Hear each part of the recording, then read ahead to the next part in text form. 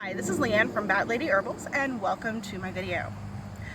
Today I wanted to introduce you to a plant that you may not be familiar with its name, but once you see it, I'm pretty sure you'll know exactly what it is. And that's Biden's Alba.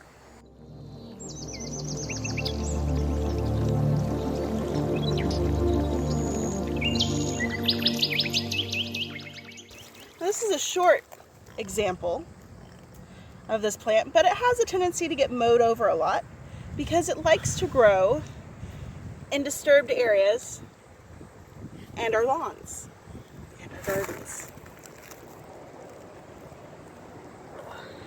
Now, as you're looking really closely at this plant, you'll notice the yellow center, when you get really close, is actually a cluster of flowers. And that is how you know this plant is in the Asteraceae family. One of the characteristics of the family is that the center of the flower, the center cone of the flower, is actually a whole bunch of tubular inflorescences.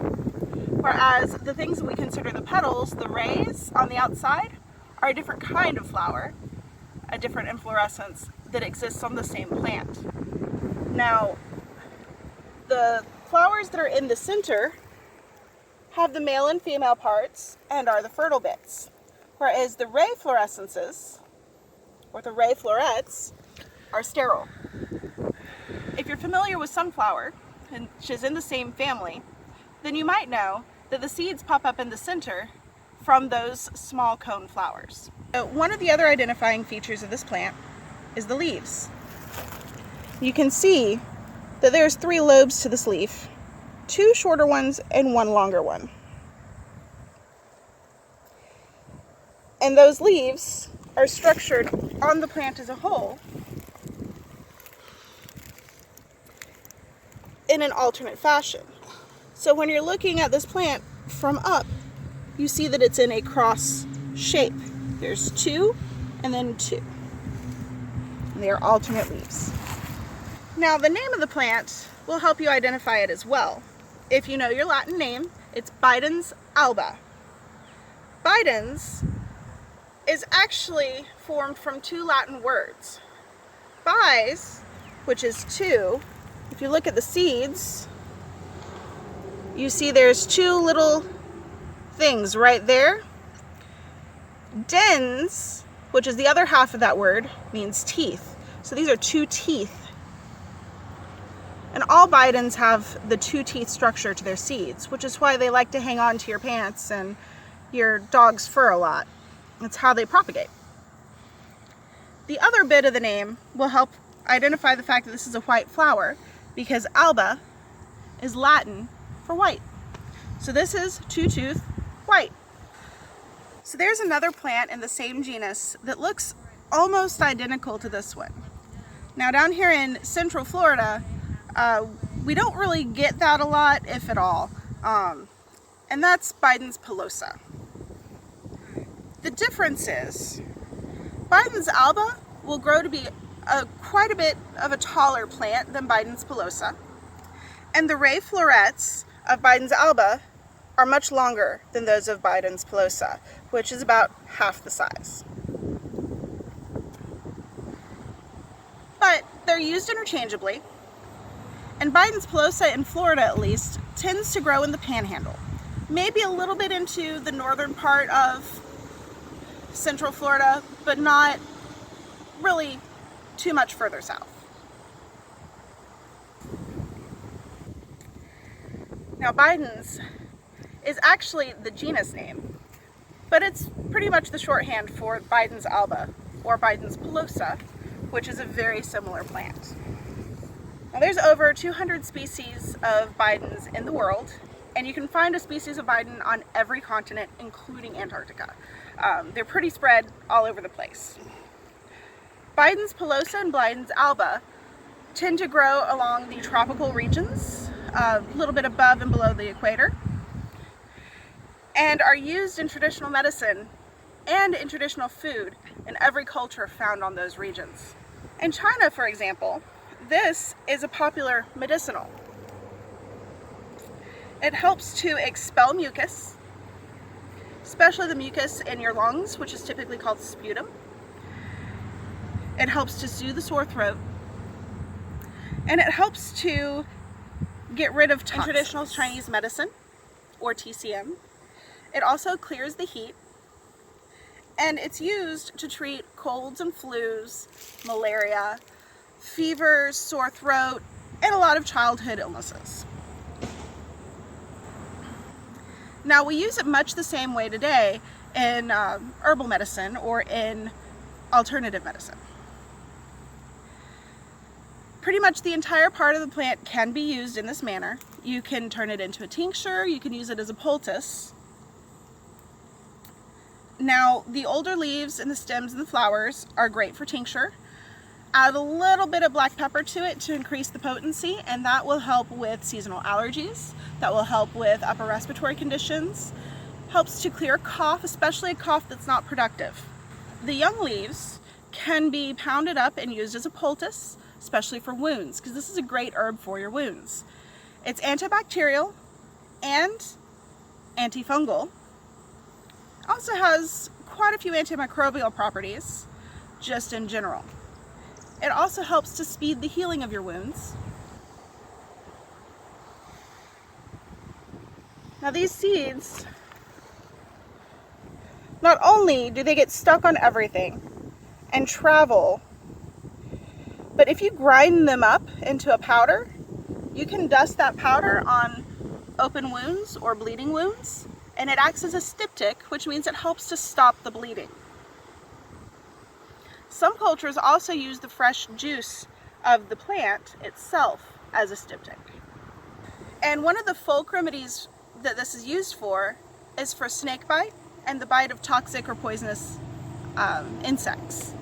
Now, I don't know about you, but living in Florida, which is a great concentration of poisonous snakes, I don't want to have to use this as a remedy, but knowing that it is a folk remedy and something that I could be able to use in a pinch is a good thing. So in addition to being a great wound plant and great for your upper respiratory system, Biden's Alba and Biden's Pilosa are great plants for your cardiovascular system. They're actually vasodilators, which means they open up your blood vessels so that your blood can get through more efficiently.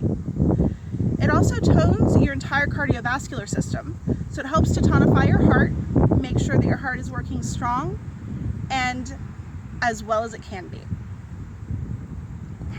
Because of this actually is a great herb to help lower your blood pressure. But if you're on blood pressure medication or blood thinners, you definitely want to talk to your doctor before adding this to your daily regime. Also, if you combine this herb with ginger, you get even more of those cardiovascular properties.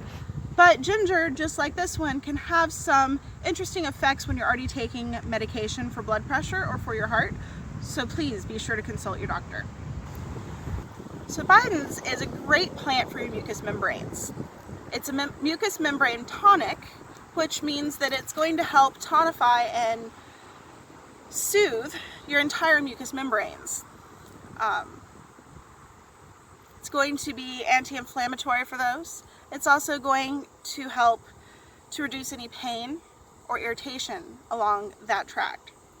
But it's especially potent for this when you're talking about the mucosa that lines your urinary tract. So that if you're prone to urinary tract infections, you might want to look into adding this to your daily routine. Now, studies have also shown that this plant will help to regulate your blood sugar. So if you are a diabetic, you might want to look into it because it can affect your insulin levels. If you are on any diabetic medications, you want to talk to your doctor before adding this into your routine. However, it is safe to eat and it's really good edible. Matter of fact, because it is so nutritious, when our founding fathers were setting up the country, they were actually looking for a cash crop to sell as a vegetable. They looked at this herb.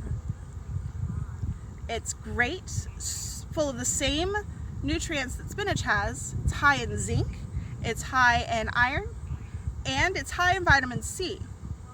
The reason that spinach is in the stores and this is not is because it's so prolific, can be found in every backyard, and the founding fathers were like, we couldn't make money off. So the young leaves and the flowers are actually good to eat raw. They make a great addition to a salad, and they have more of a sweeter flavor. The older leaves are really good when they're cooked, like a pot herb. So you want to cook them like you would collard greens, and they have a similar flavor to kind of a more bitter spinach, maybe closer to that of a collard green. The young leaves and flowers also make an excellent tea, nice and earthy, a few bitter tones to it. Some cultures even eat the young plant from root to tip. They cook it like a vegetable. Haven't tried that personally, but it's out there. Now this little plant is considered a weed in a lot of parts of Florida because it grows crazily fast and it likes to take over your garden. But my philosophy with weeds is that there's no such thing as a weed. It's just a plant that's not growing where you want it to grow.